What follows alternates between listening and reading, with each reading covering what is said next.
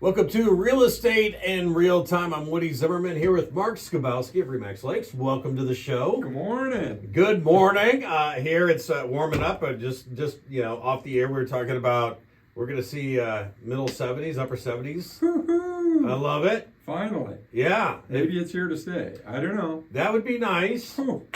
Oh. You expect that when you come back from spring break that it warms up or it's going to stay warm, but that hasn't been the case. It has still been chilly. I know I had a closing that it was windy and out in the middle of a farm field and it was 53 degrees, but it felt like 40. And of course, I went out of the house. I hadn't listened to the Roger Grossman meteorological report. Exactly. And I went out with no coat.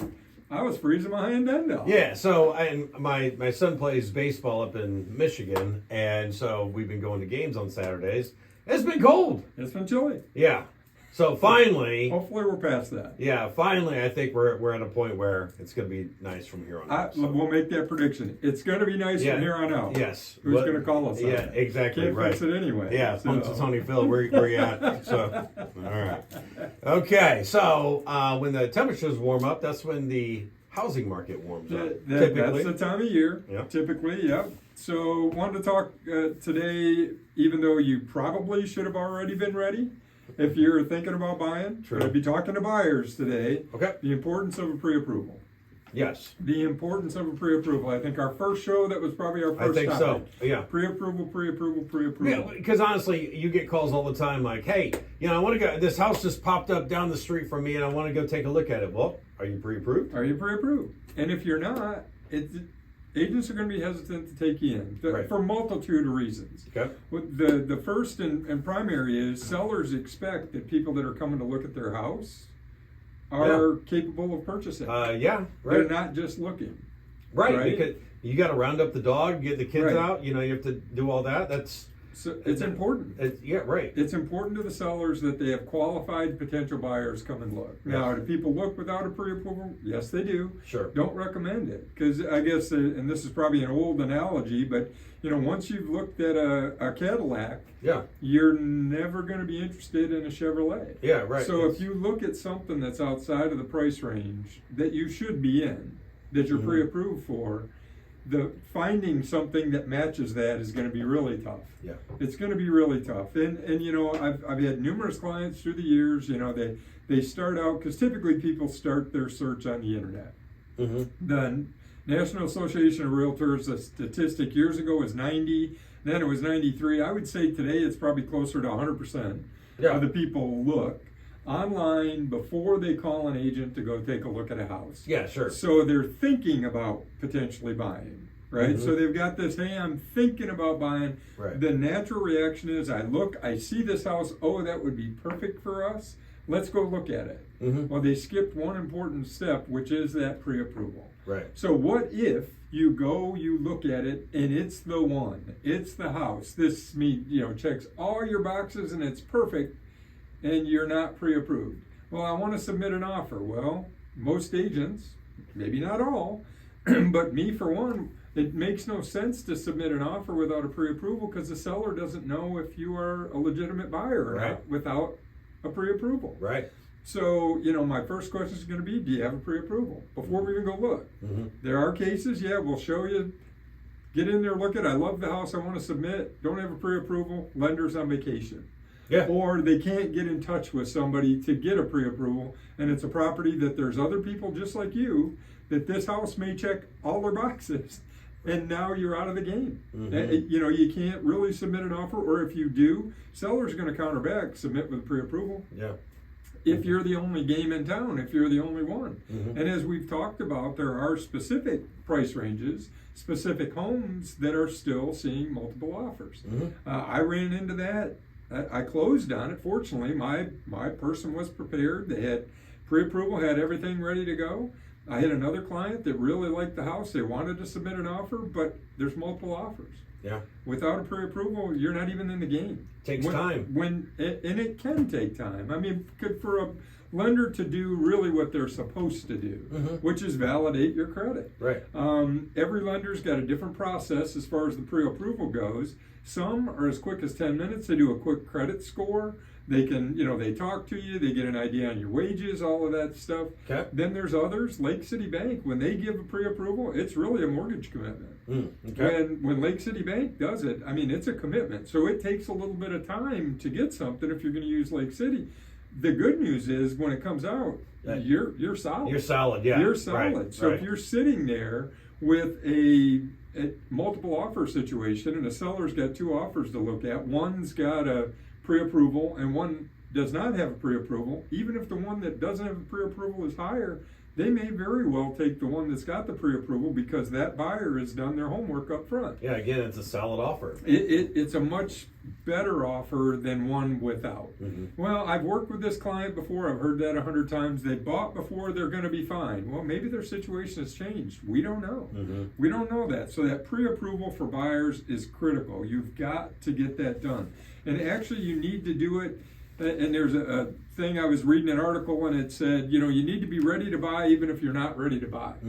Because you could be sitting, you're that person that started looking, and maybe it just popped up, hey, this is the house for me, I'd like to go see that. You need to be ready to buy that house. If you go in and you fall in love with it, you're not pre-approved, you may miss out on it. So, again, be ready to buy before you're ready to buy. Now, pre-approvals typically have a time frame for expiration. Some lenders will do 30 days, some will do 60, some will do 90 days. But the fact is, if you've done all the paperwork, and even if your pre-approval expires, because I've had that, well, we're not ready to buy for 4 months, but we want to look now. Well, what are you looking now? You're not going to buy this particular house. Right. Because it probably won't be there in 4 months. No. It's very easy for a lender to update your pre-approval with some updated documents, maybe bank statements, this, that, or the other thing. Once you have it, it's very easy for them to update and keep you on track. So where maybe it takes you 6 months, 8 months before you make a decision to buy, but at least when you go out and look at the first one, be pre-approved, you can always update that pre-approval as you go. All right, that's very important. I know you want to talk about some different types of loans coming up here. All right, we're going to talk about that next. You're listening to Real Estate in Real Time. Welcome back. You're listening to Real Estate in Real Time. I'm Woody Zimmerman here with Mark Skabowski of Remax Lakes, and we just talked about pre-approval. Very, very important. Yeah. Now, I know you wanted to talk about some different types of loans. Yeah, so, your interest rate that you receive, once you do, find a house, you write an offer, and they decide to lock your rate, the type of loan that you have, the interest rates will be variable. Okay. Everybody talks about the national average for 30-year fixed rates, which right now is 7%. I mean, you're 7. I've seen them 6 and 7/8. I've seen them 7 and 1/8. Around 7% is where interest rates are today. But depending on your loan program, there's a conventional loan program out there, which typically, if you put 20% down, you don't have to pay mortgage insurance or PMI. Yeah. The dreaded PMI. Right. But you can purchase a home without having to put 20% down. Okay. There are programs out there to do less than 20% down. VA, so a veteran's loan is 100% financing. Wow. Okay, you don't have to put any down payment. Now, you have to be a veteran, and you have to have the certificate. That's all part of the pre-approval process, is to prove that you are a vet, to be pre-approved for a veteran's loan. FHA, Federal Housing Authority, is 3.5% down payment. Yep. So, there are options. There are conventional loan programs that are 5% down. There are conventional loan programs that are 10% down.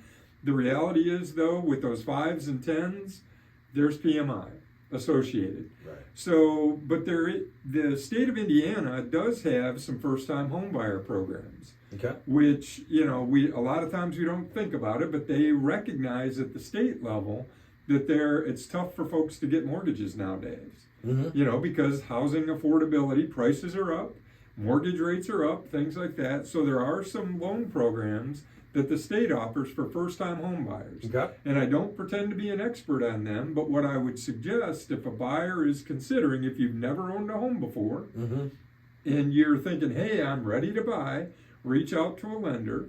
And there are some that Ruoff here in Warsaw, they Yeah. are qualified for, they're approved to do those kinds of loans. There's plenty of other lenders out there in the Kosciuszko County area that are qualified or approved to do first-time homebuyer programs.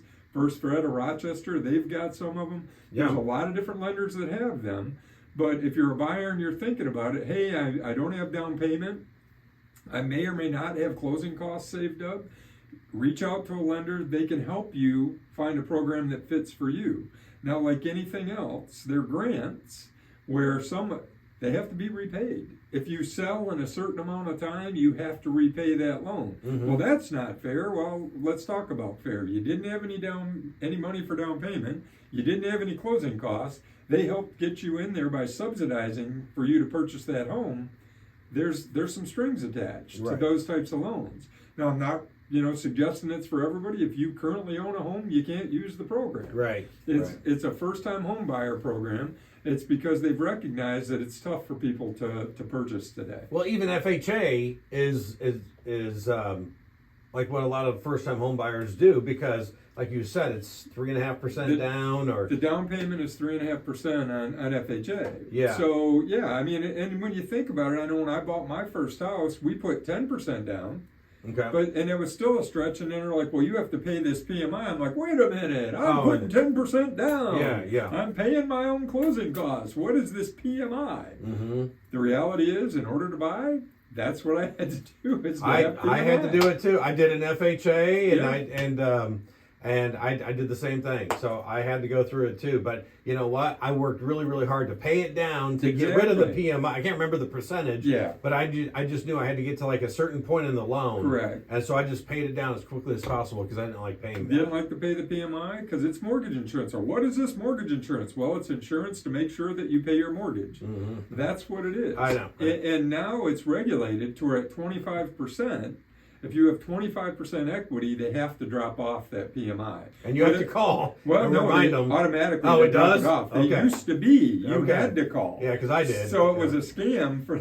Yeah, right. Thinking about it, scam. It was a failure to regulate. Yeah, right. Let's put Yeah, it that way. okay, It's yeah, not right. a scam. Yeah. It was a failure to. So they recognized that. So they put that out there at 25% equity. It falls off. Yeah. So keep an eye on it. You can run an amortization table, and you can make sure when the time is right that you can get rid of that PMI. Yeah. So that mortgage volatility is huge. Rates are all over the map. To get the best rate, have the best credit score, be in the best financial position. Yeah. So we're saying, hey, get a pre-approval if you want to go look. Well, if nothing else, it sets a benchmark for where you're at. So you know exactly where you're at, so you know what you're going to look for. You know what type of loan program. You have an idea on the rates. It's just, I don't know, it's a way to plan it's a roadmap. the process. Yeah. Exactly. It's To a where roadmap, you know. It's not just, hey, we're sitting here Saturday afternoon, let's go look at houses. Yeah, right. Yeah. It's a plan. You're right. Yeah. All right, very good. If you want to continue having this discussion about your plan, reach out to this guy right here. Mark, your contact info? Sure, the website, skabowskiteam.com, phone numbers 574-527-0660. Okay. Always give me a call. Yep. All right, very good. You've been listening to Real Estate in Real Time. Have yourself a wonderful week.